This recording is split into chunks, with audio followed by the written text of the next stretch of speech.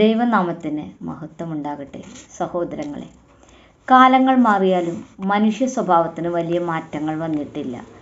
കാര്യങ്ങൾ നന്നായി നടക്കുമ്പോൾ നന്ദി പറയുകയും വിപരീതമായി നടക്കുമ്പോൾ ദൈവത്തിന് നേരെ പിറുപിറുക്കുകയും ചെയ്യുന്ന ആ പഴയ ഇസ്രായേലിയരുടെ സ്വഭാവം ഇന്നും നാം തുടരുന്നു. നമ്മുടെ ഇഷ്ടപ്രകാരം കാര്യങ്ങൾ നടക്കുമ്പോൾ നന്ദി എളുപ്പത്തിൽ വരുന്നു.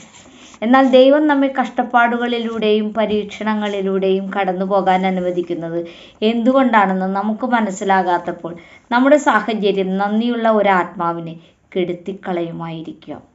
ഇതേക്കുറിച്ച് വചനം എന്തു പറയുന്നുവെന്ന് നമുക്ക് നോക്കാം. എഫേസ്യർ 5:20 കേൾക്കും. നമ്മുടെ കർത്താവായ യേശുക്രിസ്തുവിൻ്റെ നാമത്തിൽ ദൈവവും പിതാവുമായവനെ എല്ലായ്പ്പോഴും എല്ലാറ്റിനും വേണ്ടി സ്തോത്രം ചെയ്തുകൊള്ളുവിൻ. ഇവിടെ സ്തോത്രം എന്ന് പറയുന്നത് നന്ദിയോടുകൂടിയ സ്തുതിപ്പാണ്. 1 തെസ്സലോനിയർ 5:18 ശ്രദ്ധിക്കൂ. എല്ലാറ്റിലും സ്തോത്രം ചെയ്യുവിൻ. ഇതല്ലോ നിങ്ങളെക്കുറിച്ച് ക്രിസ്തു യേശുവിൽ ദൈവ ഇഷ്ടം.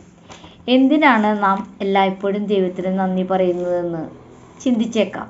നാം എപ്പോഴും ദൈവത്തിന് നന്ദി പറയുമ്പോൾ നാം ദൈവത്തിൻ്റെ സാന്നിധ്യത്തിലാണ് നടക്കുന്നതെന്ന് ആ പ്രവൃത്തി നമ്മെ നിരന്തരം ബോധവാന്മാരാക്കുന്നു.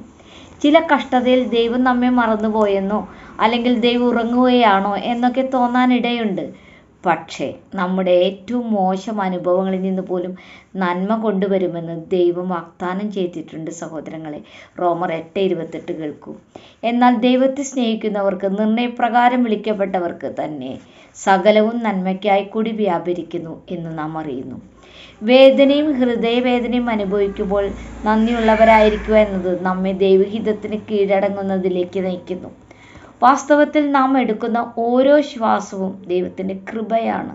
ജോബ് 10:12 ഇങ്ങനെ പറയുന്നു: ജീവനും കൃപയും അങ്ങ് എനിക്ക് നൽകി, അങ്ങയുടെ കരുണ എൻ്റെ ശ്വാസത്തെ പരിപാലിക്കുന്നു.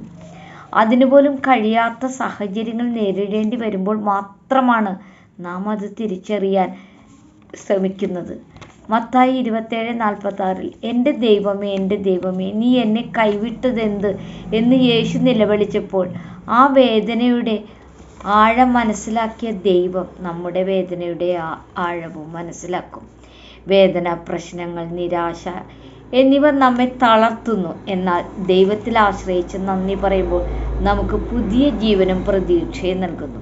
അത് നൽകുന്നത് നമ്മുടെ ഉള്ളിലെ പരിശുദ്ധാത്മാവാണ്. നന്ദി ദൈവ സാന്നിധ്യത്തിലേക്കുള്ള കവാടമാണ്. നന്ദിയില്ലായ്മ നമ്മെ പുറകോട്ട് വലിക്കുന്നു. നന്ദി നമ്മെ ദൈവം നമുക്കായി രൂപകൽപ്പന ചെയ്ത ജീവിതത്തിലേക്ക് മുന്നോട്ട് നയിക്കുന്നു. വർഷം മുഴുവൻ നന്ദിയുള്ളവരായിരിക്കുക.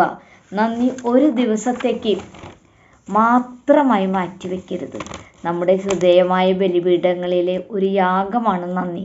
ചില സമയങ്ങളിൽ നമുക്ക് നന്ദി പറയാൻ തോന്നില്ല.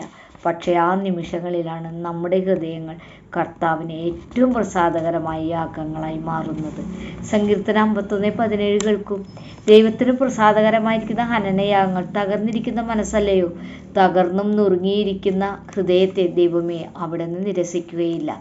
ദൈവത്തിൻ്റെ വഴികളിലേക്ക് എത്തിക്കാൻ ദൈവം പല അഴിച്ചുപണികളും നടത്തും. ആ ഹിതത്തിന് കീഴടങ്ങി നന്ദി പറയുക ദൈവത്തിന് പ്രസാദകരമാണ്.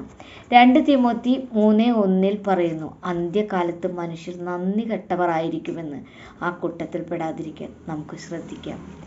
ഈ വചനങ്ങൾ സ്വീകരിക്കാൻ പരിശുദ്ധാത്മാവ് സഹായിക്കട്ടെ. ദൈവമേവരെയും സമൃദ്ധമായി അനുഗ്രഹിക്കട്ടെ.